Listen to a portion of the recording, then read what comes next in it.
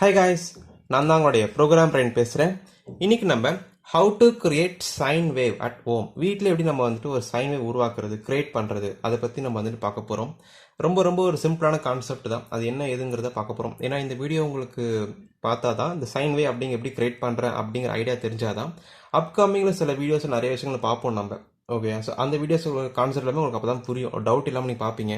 ஏன்னா sine wave வச்சு தான் இந்த ஏசி சர்க்கியூட்ஸ் அப்படின்ற பிளேலிஸ்ட்டே இருக்குது. இது ஏசி சர்க்கியூட்ஸ் ரெண்டாவது வீடியோ இல்லையா? ஸோ இந்த ஏசி சர்க்கியூட்ஸ்ன்ற வீடியோவில் அப்கமிங் நிறைய வீடியோஸ் போட போகிறேன். ரெசிஸ்டரை பற்றி போட போகிறேன், இண்டக்டர் கெப்பாசிட்டி நிறைய வீடியோ போட போகிறேன்.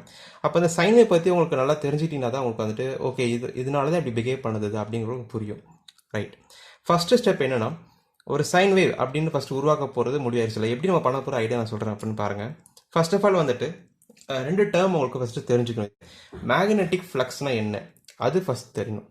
அடுத்து எலக்ட்ரோமேக்னெட்டிக் இண்டக்ஷன், இது ரெண்டாவது டேர்ம். இது என்னன்றது தெரிஞ்சுட்டீங்கன்னா போதும், நீங்களே வந்துட்டு வீட்டிலே உருவாக்கிடலாம். ரொம்ப சிம்பிளான கான்செப்ட். இப்போ என்கிட்ட வந்துட்டு ஒரு மேக்னெட் இருக்கு. இந்த ரெண்டு டேர்ம் புரிஞ்சுக்க போறோம்லே அதுக்கு ரெண்டு ஒரு மேக்னெட் எடுத்துக்கிறேன். இந்த மாதிரி மேக்னெட், இந்த மேக்னெட் வந்துட்டு எல்லாருக்கும் தெரிஞ்ச விஷயம், ஒரு ஃபீல்டு இருக்கும் இல்லையா? மேக்னெட்டை சுற்றி ஒரு ஃபீல்டு இருக்கும். இந்த மாதிரி ஒரு ஃபீல்டு சுற்றி எல்லா பக்கமும் ஒரு ஃபீல்டு இருக்கும் இல்லையா? இப்போ அந்த ஃபீல்டு இருக்கிற ஒரு மேக்னெட் வச்சுட்டு நான் இப்போ ஃபர்ஸ்ட் வந்துட்டு வாட் இஸ் மேக்னெட்டிக் ஃப்ளக்ஸுக்கு நான் ஆன்சர் சொல்ல போறேன். ஓகே, நல்லா கவனிங்க. இந்த மேக்னெட்ல சுற்றி நல்லா ஃபீல்டு இருக்கா? ரைட். இப்போ இந்த மாதிரி ஒரு காயில் எடுத்துக்கிறேன் சும்மா கையில். இது ஒரு காயில். இது தெரிஞ்சவங்க அட்ராக்ஷன் நடக்கல. இப்போ அட்ராக்ஷன் நடக்கல. அதே மாதிரி சின்ன மேக்னெட் எடுத்துக்கிறேன்.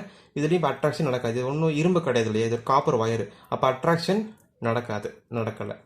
ஆனால் இங்கே ஒரு முக்கியமான டேர்ம் என்ன நடக்குது பாருங்களேன். முக்கியமான விஷயம் என்னன்னா, இந்த மேக்னெட்டிக் ஃபீல்டு என்ன இருக்கு வந்துட்டு இருக்கா? Magnetic field. அந்த மேக்னெட்டிக் ஃபீல்டு இருக்கிற இடத்துல இந்த காயில் வச்சுட்டேன். ஓகே, அப்பயும் ஒன்றும் பெருசாக நடக்கல. ஆனால் இப்போ என்ன பண்ணுறேன்னா, இந்த மேக்னெட்டை ஸ்டேபிளாக வச்சுட்டு இந்த காயில் இருக்கு இல்லையா? இந்த காயிலை வந்துட்டு மூவ் பண்ணுறேன். ரைட்டா? என்ன பண்ணுறேன்? மூவ் பண்ணுறேன். அதே மாதிரி இந்த காயிலை ஸ்டேபிளாக வச்சுட்டு மேக்னெட்டை மூவ் பண்ணுறேன். ரைட்டா? நீங்கள் நல்லா கவனிக்கணும் என்ன நடக்குது அப்படின்ட்டு. இது நல்லா கவனிச்சிங்க அப்படின்னா இந்த ரெண்டு டேர்முக்கான மீனிங் இந்த மூவ்மெண்ட்லேயே நீங்கள் கண்டுபிடிச்சிடலாம். இப்போ நல்லா கவனிங்களேன். இப்போ மேக்னெட் வந்துட்டு இப்படி நிற்குதா? இப்போ நிற்கும் போது ஃபீல்டு வந்துட்டு இப்படி இருக்கும். இப்போ நிறைய ஃபீல்டு இப்படி வந்துட்டே இருக்கும். தெரியுதா? பின்னச்சு வரையும் தெரியுதா? நிறைய ஃபீல்டு வந்துட்டு இப்படி இருக்கு. சுற்றி ஏகப்பட்ட ஃபீல்டு. இது வரைக்கும் நிறைய ஃபீல்டு. பிகாஸ் பெரிய மேக்னெட் இல்லையா? நிறைய ஃபீல்டு சுற்றி இருக்கும். இப்போ வந்துட்டு அந்த ஃபீல்டுக்குள்ளே போயிட்டு இந்த மேக்னெட் இந்த காயிலை வைக்கிறேன். நான் சும்மா இந்த காப்பரை வைக்கும்போது நமக்கு ஒன்றும் பெருசாக தெரியாது. ஆனால் மூமெண்ட் இது மூவ் பண்ணுறேன் இல்லையா? அந்த மூவ்மெண்ட் பண்ணும்போது ஒரு விஷயம் நடக்குது. நல்லா கவனிக்கணும். ஸோ ஃபீல்டு இருக்கும்போது இந்த ஃபீல்டு சும்மா நார்மலாக ஃபீல்டு வந்துட்டே இருக்கு. அந்த ஃபீல்டு மேக்னெட் இந்த காயில வைக்கிறேன், மூவ்மெண்ட் பண்ணுறேன். அப்போ என்ன பண்ணுறேன் அப்படின்னா, அந்த ஃபீல்டை வந்துட்டு நான் கட் பண்ணுறேன். வார்த்தைலாம் கவனிங்க, கட் பண்ணுறேன். அந்த ஃபீல்டு இருக்கு, ஃபீல்டு இப்படி போயிட்டே இருக்கு. ஃபீல்டு இருக்கிறது இந்த காயில் வச்சு கட் பண்ணுறேன். அதே மாதிரி காயிலை வச்சுட்டு இந்த மேக்னெட்டை மூவ் பண்ணுறேன். அப்பயே அந்த ஃபீல்டு என்ன ஆகுது? கட் ஆகுது. அந்த கட் பண்ணுற அந்த விஷயத்தை தான் மேக்னெட்டிக் ஃப்ளக்ஸ்ன்னு சொல்கிறாங்க. சிம்பிளாக சொல்லிட்டேன்னா வேற ஒன்றும் இல்லை, சிம்பிள் தான். மேக்னெட்டிக் ஃபீல்டு இந்த மேக்னெட் வெளியில் வருது. அந்த ஃபீல்டை வந்துட்டு இந்த காப்பர் வச்சு அப்படி சும்மா கட் பண்ணி எடுத்துக்கிறேன் நான். ரைட்டா? அப்படி எடுக்கும்போது இன்னும் சில விஷயங்கள் இருக்கு, நான் சொல்கிறேன் போக. ஓகே, அப்படி அந்த கட் பண்ணும்போது இந்த காயிலில் ஒரு வகையான வோல்டேஜ் நமக்கு கிடைக்கும். அந்த வோல்டேஜ் தான் எலக்ட்ரோ மேக்னெட்டிக் இண்டக்ஷன். அதாவது இது ஒரு காப்பர் வயரு. ஓகே, இந்த காப்பர் வயரை இந்த மேக்னெட்டை வச்சு நீங்கள் இப்படி இன்டியூஸ் பண்ணுறீங்க. அப்போ இன்டியூஸ் பண்ணும்போது இந்த காப்பர் வயரில் ஒரு எலக்ட்ரிசிட்டி கிடைக்குது. எலக்ட்ரிசிட்டி இன்டியூஸ் ஆகுது. அதனால இதுக்கு பேர் என்ன சொல்கிறாங்கன்னா, இந்த காப்பர் வயரோட வயர் வந்துட்டு எலக்ட்ரோ மேக்னெட்டிக் இண்டக்ஷன். பிகாஸ் மேக்னெட்டை வச்சு இந்த காப்பர் வயரில் எலக்ட்ரிசிட்டி உருவாக்குறீங்க. இப்போ அதனால எலக்ட்ரோமேட்டிக் இண்டக்ஷன் சொல்லுவாங்க. இப்போ ஒரு சில புரியாது, எப்படிப்பா சும்மா மேக்னெட்டுக்கு கொண்டு வர எப்படிப்பா எலக்ட்ரிசிட்டி வருதுங்கிறியாப்பா அப்படி சொல்கிறீங்க. எஸ், கண்டிப்பாக வரும். அதை நான் ப்ரூவ் பண்ணி காட்டுறேன் உங்களுக்கு. இருக்கேன் அந்த காயில் சுற்றிருக்கேன். எப்படி சுற்றிருக்கேன்னா இதில் ஒன்றும் பெருசாக ஒன்றும் விஷயம் கிடையாது. ஸ்டார்டிங்கில் சுற்ற ஆரம்பிக்கும் போது ஒரு வயரை விட்டுணும். ஒரு லென்த்தை, பெரிய லென்த் தெரியுதா? இந்த வயரை விட்டுட்டேன் நான். லென்த்தான வயரை விட்டுட்டு நீங்கள் சுற்ற ஆரம்பிக்கணும். நல்லா சுற்றுறேன் தெரியுதா? நல்லா நிறையா சுற்றிட்டேன். ஒரு 2 லேயர் சுற்றுறேன். ஃபஸ்ட்டு இங்கேருந்து சுற்ற ஆரம்பிக்கணும். திரும்ப சுற்ற ஆரம்பிச்சிட்டேன். திரும்ப அதாவது இங்கே ஒரு லேயர் சுற்றணும். திரும்ப அதுக்கு மேலே இன்னொரு லேயர் சுற்றணும். அதுக்கு இன்னொரு லேயர் சுற்றணும். 3 லேயர் சுற்றிருக்கேன் நான். ஓகேவா? ஸோ 3 லேயர் சுற்றி முடிச்சிட்ட பிறகு இன்னொரு கொஞ்சம் காப்பரை விட்டுட்டு கட் பண்ணுவோம் நீங்கள். அப்போ 2 கிடைக்குதா? ஸ்டார்டிங்கில் கொஞ்சம் விட்டுட்டு நீங்கள் சுற்ற ஆரம்பிக்கணும். அடுத்து முடிச்சிட்ட பிறகு இன்னொரு எண்டை நீங்கள் கொஞ்சம் விட்டுட்டு கட் பண்ணணும். அப்போ 2 எண்டும் கிடச்சிருச்சா இப்போ. ஸோ இப்போ வந்து காப்பர் ஒயருக்கு இப்போ எண்டுக்கு இப்போ 2 எண்டு இருக்குது ரைட்டா. அப்போ அடுத்து என்ன ஸ்டெப் அப்படின்னா இந்த 2 வந்துட்டு கொஞ்சம் நீங்கள் இந்த கத்தி இருக்கு இல்லையா, நல்லா ஷார்ப்பான எங்கள் வீட்டில் இந்த கத்தி இருக்குது, இந்த கத்தி வச்சுன்னா இந்த நல்லா சீ வைக்கணும். ஏன்னா ரீசனா இந்த காப்பர் இந்த ஒயர்லாம் நீங்கள் பார்த்துட்டிங்கன்னா வந்துட்டு ஃபுல்லாக எனாமல் பூசிருப்பாங்க, இன்சுலேட்டர் பூசிருப்பாங்க ரைட்டா. அதை நீங்கள் சீவி எடுத்தால் தான் அது உள்ள கண்டக்ட் நம்மளால் மெஷர் பண்ணிக்க முடியும் எடுத்து நம்ம இல்லையா. அப்போ தான் வந்துட்டு இது மல்டிமீட்டரில் கனெக்ட் பண்ணி பார்க்க முடியும். ஸோ அதனால நீங்கள் என்ன பண்ணால் இந்த காயில் மேலே சுற்றி முடிச்சிட்ட பிறகு நல்லா சேஃபாக வந்துட்டு கட் பண்ணி சீவி எடுக்கணும். ஈஸியாக வெட்டிடும், இந்த ஒயர் வந்து ஈஸியாக கட் ஆயிரும். அதனால் வந்துட்டு நிதானமாக சீவி எடுக்கணும் ரைட்டா. சீவி எடுத்துகிட்ட பிறகு உங்களுக்கு காயில் ரெடி ஆகிடுச்சா, நல்லா ஒரு 3-4 டேர்ன்ஸ் லேயர் மாதிரி மேலே மேலே மேலே போட்டு எவ்வளோ டேர்ன்ஸ்லாம் சுற்றிக்கலாம் உங்கள் விருப்பம் தான். அது ஒன்றும் இவ்வளோ தான் சுற்றணும் கிடையாது, எவ்வளோ டேர்ன்ஸாக சுற்றிக்கலாம். நிறைய டேர்ன்ஸ் தான் நிறைய கரண்ட் கிடைக்கும், இதான் வேற ஒன்றும் கிடையாது ஓகேவா. அண்ட் வந்துட்டு ஒரு மல்டிமீட்டர் தேவை, இந்த மாதிரி ஒரு மல்டிமீட்டர் நமக்கு தேவைப்படும் ஓகேவா.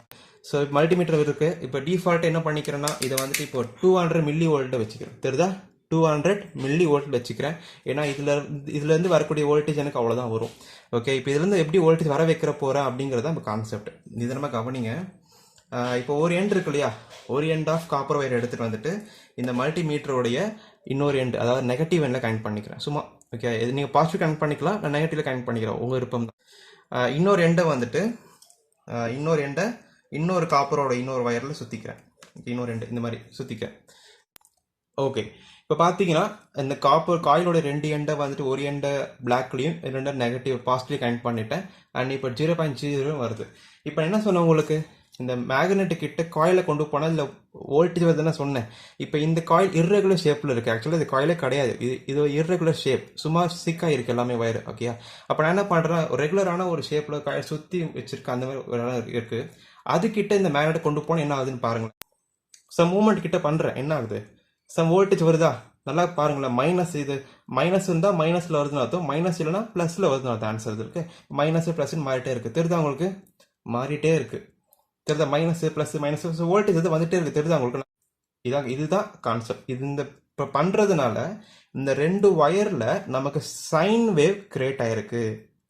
முடிச்சிட்டு அவ்வளோதான், நான் ப்ரூவ் பண்ணிட்டேன். நான் சொன்னதை என்ன சொன்னேன், ஒரு மேக்னெட்டிக் கிட்ட ஒரு காயிலை கிட்ட கொண்டு போனால் வோல்டேஜ் தர சொன்னேன்னா, நான் கொண்டுட்டேன் பார்த்தீங்களா. இப்போ வோல்டேஜ் கொண்டு வந்துட்டேன், வெரி சிம்பிள், ப்ராஜெக்ட் முடிச்சிட்டு அவ்வளோதான். ஆமாம், நான் கிட்ட கொண்டு போய் சும்மா ஷேக் பண்ணுறேன். அதனால் வந்துட்டு நீங்கள் கேட்கலாம், ஏன் போயிட்டு சும்மா நின்னா வோல்டேஜ் வராதா கேட்கலாம். அப்படிலாம் வராது. ஏன்னா நீங்கள் அந்த ஃபீல்டை நீங்கள் கட் பண்ணணும். நீங்கள் அந்த ஃபீல்டை நீங்கள் என்ன பண்ணணும், கட் பண்ணணும். அது மாதிரி அந்த ஃபீல்டு இருக்குது, அந்த ஃபீல்டு அந்த காயில் கிட்ட போய் கட் பண்ணுறேன், அந்த காயில் மூலியமாக அந்த ஃபீல்டை அதை கட் பண்ணுறதுனால வோல்டேஜ் கிடைக்குது. விஷயம் புரிஞ்சிருச்சா. அப்போ நான் சொன்னதை ப்ரூவ் பண்ணிட்டேன்னா, அப்போ இதனால ஒரு ஃப்ளக்ஸ் இந்த இடத்துல இந்த காயிலில் ஃபீல் ஆகுது. அந்த ஃபீல் ஆகிறதுனால எலக்ட்ரோமேட்டிக் இண்டக்ஷனால ஒரு வோல்டேஜ் வந்து எனக்கு வோல்ட் காட்டுது, இந்த மில்லி வோல்ட் காட்டுது. அதனால தான் 200 மில்லி வோல்ட். இப்போ வேவ் டயக்ராம் வரைய போகிறேன் நான். இப்போ என்ன சொன்னேன், இப்போ இந்த 2 வேர்டை நான் ப்ரூவ் பண்ணிட்டேன். அடுத்த டாஸ்க் என்னது அப்படின்னா, how to create sine wave, அதை அடுத்து நான் பண்ண போகிறேன். இப்போ இது சைன் வேவ் தான் அப்படின்னு நான் ப்ரூவ் பண்ண போகிறேன். அடுத்த நாளாக கவனிங்க. இப்போ அதுக்கு என்ன பண்ணுறேன்னா, இந்த காயில் இங்கே இருக்கா, இங்கேவே இருக்கு. நல்லா இந்த மல்டிமீட்டரை கவனிக்கணும். இந்த இடத்துல மைனஸ் வந்ததுன்னா ரிசல்ட் மைனஸ்ல வந்திருக்குன்னு அர்த்தம், பிளஸ்ல வந்துன்னா ரிசல்ட் பிளஸ்ல வருது. ஐ மீன் இந்த மைனஸ் இல்லைன்னா பிளஸ்ன்னு கன்சிடர் பண்ணிக்கணும், அதனால கவனிக்கணும் ஓகேங்களா. ரைட், இதை கொஞ்சம் தள்ளி வச்சுக்கிறேன் ஓகே. இப்போ நான் பண்ற விஷயத்த இந்த கிராஃப்ல பிளாட் பண்ண போறேன் ரைட்டா.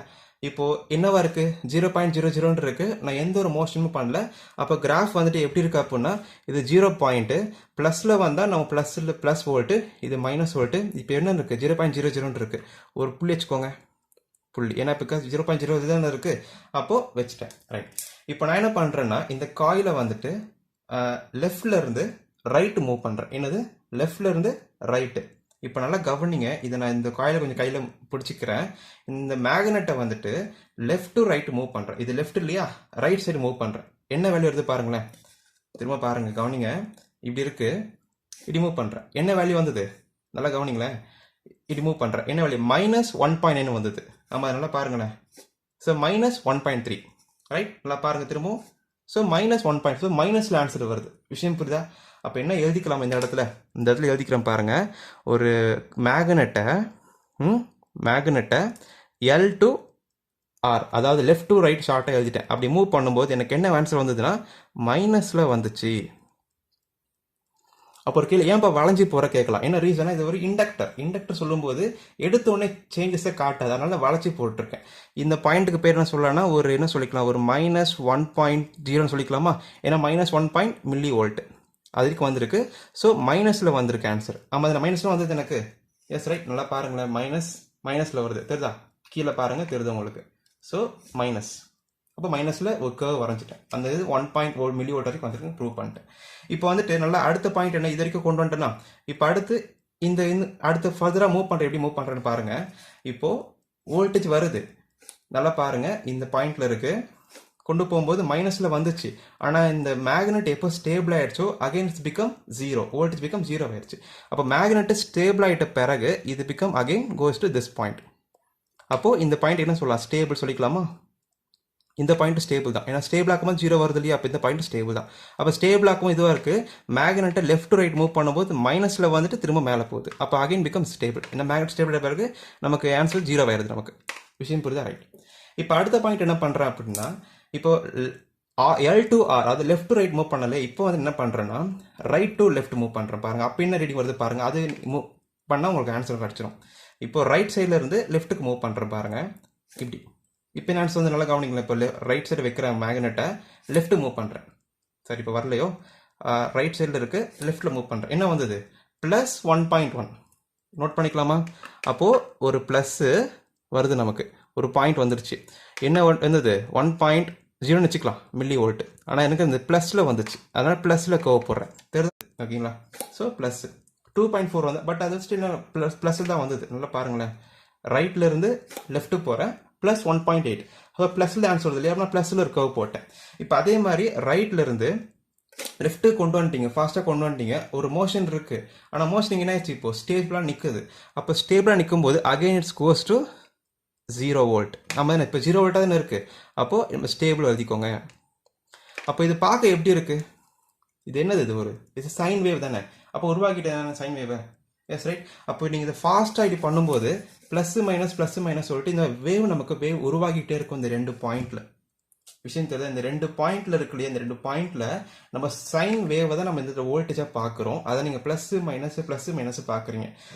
மைனஸில் 1.1 வரைக்கும் வந்தது, +1 1.1 வருது. எப்போ அப்படின்னா இது வந்துட்டு மேக்னெட் லெஃப்ட் டு ரைட்டு. இந்த மேக்னெட் எப்போ மூவ் ஆயிடுச்சு அப்படின்னா, இந்த மேக்னெட் அப்படிங்கிறது ரைட்டு டு லெஃப்ட். ஸோ ஒரு மேக்னெட்டை ரைட்லேருந்து லெஃப்ட் மூவ் பண்ணும்போது நமக்கு ப்ளஸில் வந்துச்சு. அதே வந்துட்டு நீங்கள் அந்த மேக்னெட்டை லெஃப்ட் ரைட் மூவ் பண்ணும்போது நமக்கு மைனஸில் வந்து.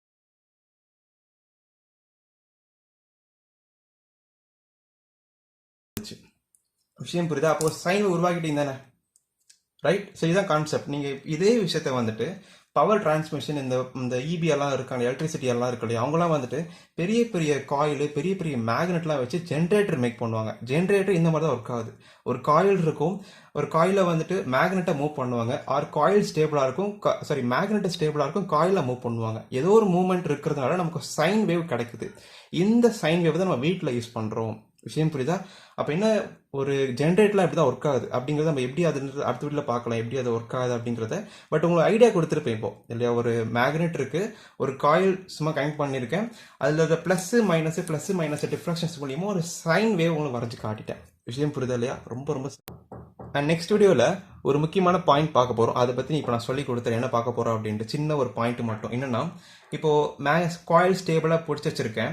இப்போ மேக்னெட்டை வந்துட்டு இப்படி அசைக்கிறேன், மைனஸில் வருது. அதே மாதிரி இந்த மேக்னெட்டை வந்துட்டு ரைட்லேருந்து லெஃப்ட் கொண்டு போகிறேன், ப்ளஸில் வருது. ஸோ மைனஸ் ப்ளஸ் அது எப்படி மாறுது, அது அடுத்த கேள்வி.